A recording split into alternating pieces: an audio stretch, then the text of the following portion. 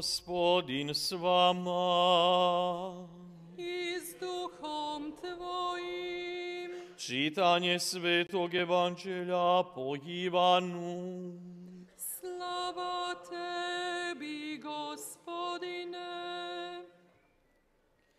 U ono vrijeme reče Isus svojim učenicima: nek se ne uznemiruju srce vaše, vjerujte u Boga i u mene vjerujte. U domu Oca mojega ima mnogo stanova. Da nema, zar bi vam rekao, idem pripraviti vam mjesto? Kad odem i pripravim vam mjesto, ponovno ću doći i uzeti vas k sebi, da i vi budete gdje sam ja. A kamo ja odlazim, znate put. Reče mu Toma: Gospodine, ne znamo kamo odlaziš. Kako onda možemo put znati? Odgovori mu Isus: ja sam put, istina i život. Nitko ne dolazi Ocu osim po meni. Riječ Gospodnja. Slava tebi, Kriste.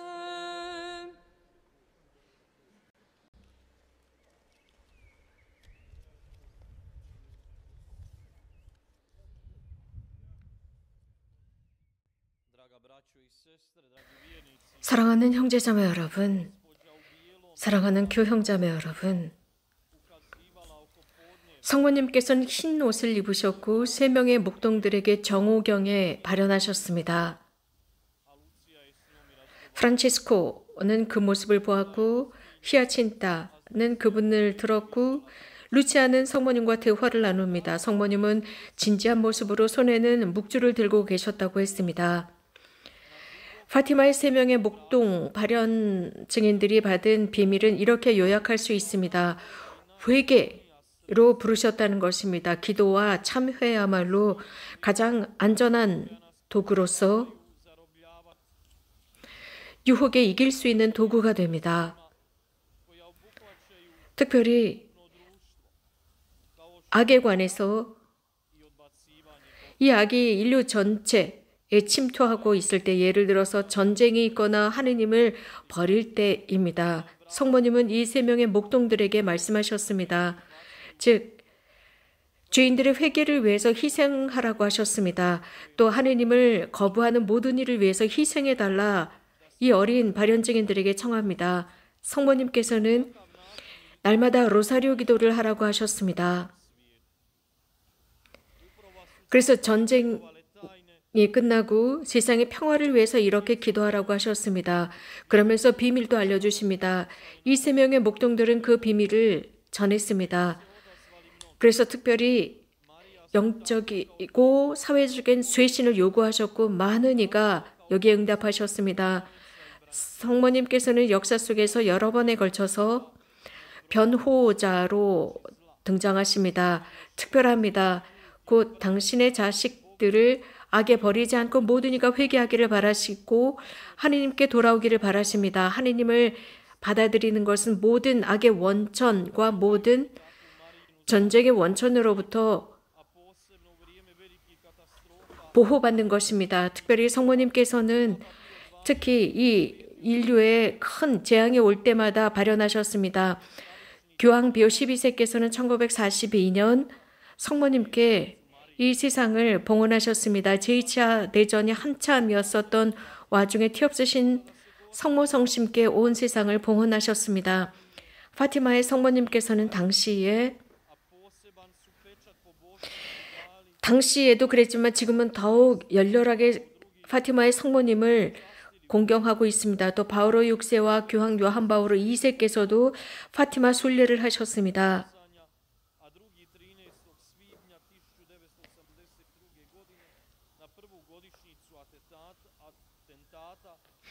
교황 요한 바오로 2세께서는 당신께서 암살 시도를 당한 이후에 그곳을 방문하십니다. 그리고 프란치스코 교황님께서는 얼마 전에 온 세상을 티 없으신 성모 성심께 봉헌했습니다. 지난 3월이었습니다. 이것을 통해서 우리가 느낄 수 있는 것은 그 비밀이 도래하고 있다는 것입니다.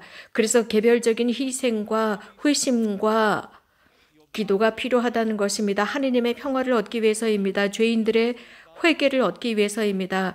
그래서 이런 의미에서 로사리오 기도를 우리들을 위한 특별한 격려로서 완전한 도구로서 우리에게 주신 것입니다. 이 로사리오라는 무기는 완벽한 무기입니다. 악을 대항할 수 있는 무기입니다.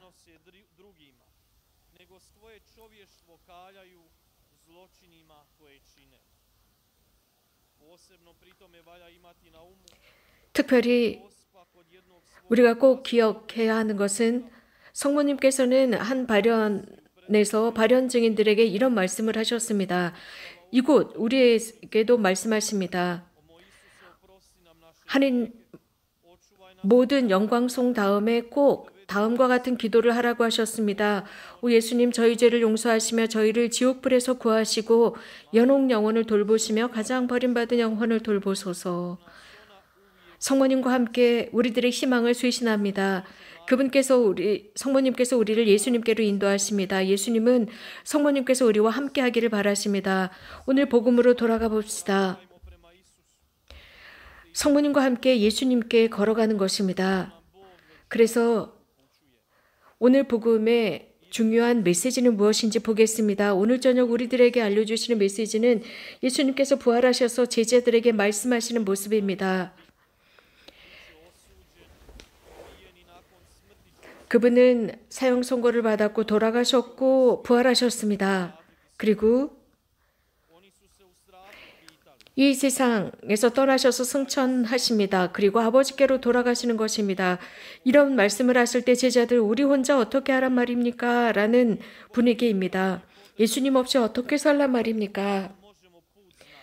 이런 질문은 그들이 두려웠기 때문입니다. 어떻게 당신 없이 그 길을 발견할 수 있을까요? 라는 질문이었습니다. 그러나 예수님께서는 그들을 설득하시고 확신을 주십니다. 나는 길이요 진리요 생명이다. 그들에게 있어서 이 말씀은 너무나 추상적이었습니다. 그래서 또 물었습니다. 그 길이 어디입니까? 어디로 우리를 인도하는 길입니까? 이 길을 정말 갈 만한 가치가 있겠습니까? 두려움으로부터 해방될 수 있겠습니까? 라는 질문입니다. 우리도 이런 질문을 하고 있습니다. 우리도 때때로 이 질문 앞에 서곤 합니다. 예수님은 이 길을 걸어가셨으면서도 두려워하셨고 피와 땀을 흘리셨습니다. 십자가 위에서 완전한 고독 속에 계셨고 하느님께 큰 소리로 기도하십니다. 하느님, 하느님, 왜 저를 버리셨나이까? 입니다. 그러나 이런 고통도 그분의 희망을 없앨 수는 없었습니다.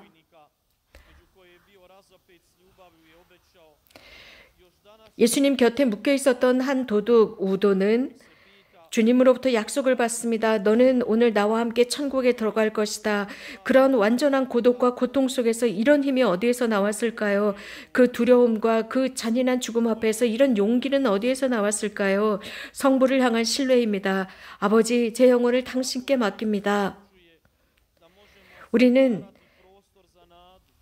큰 두려움에 떨고 있는 우리들에게 희망을 위한 공간을 만들어내고 삶을 위한 투쟁을 하면서 하느님을 바라보라고 하십니다.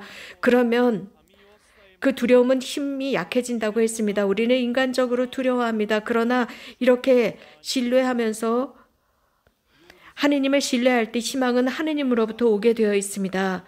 그 희망을 가지고 앞으로 나가는 것입니다. 사람은 이 강물 앞에서 두려워하는 부족과 같습니다. 어떤 누구도 이 엄청나게 불어난 강물을 헤엄쳐 나갈 용기가 없습니다. 그러나 거기에 있는 부족장이 가장 먼저 그 강을 헤엄쳐 갑니다. 그리고 성공합니다. 건너편으로 건너갔을 때 이 부족민들도 용기를 내서 한 명씩 그 강을 헤엄쳐 걸어갑니다. 그래서 모든 부족이 생명을 구할 수 있었습니다. 예수님께서도 우리 모두를 위해서 그 강으로 들어가셨고 먼저 그 거친 파도를 헤엄쳐 건너가셨습니다. 하느님의 영광으로 들어가셨습니다. 영광을 받으시고 그 모습으로 제자들에게 드러내시면서 앞으로 가라고 하셨습니다. 그 말씀은 우리에게도 하시는 말씀입니다. 나는 길이요 진리요 생명이다. 그러니 그 길을 걸어가라 라고 말씀하십니다. 두려워하지 마라. 중요한 것은 믿는 것이다. 우리가 믿을 때 믿음 앞에서 두려움은 꼬리를 감춥니다. 이런 예수님의 부르심 앞에서 우리는 진지하게 그 부르심을 들어야 합니다. 그분은 길이시라는 것, 인성이시며 그리스도의 길을 걷는다라는 의미는 그리스도처럼 사는 것입니다. 그렇게 할 때 우리들의 삶은 순례가 됩니다. 아버지의 집을 향한 순례입니다. 복음은 우리를 바른 길로 인도합니다. 아버지께로 갈 수 있는 길입니다. 예수님은 진리입니다. 그 의미는 구원의 길입니다. 그래서 우리들에게 안전함을 만들어 주십니다. 이러한 길을 걸어갈 때 그 진리인 길을 걸어갈 때 우리는 생명으로 들어갑니다. 예수님은 생명입니다. 생명의 문으로 들어갈 수 있습니다. 바로 이 메시지는 이렇게 마치고 있습니다. 예수님은 우리 인간 생명을 위한 보장이 됩니다.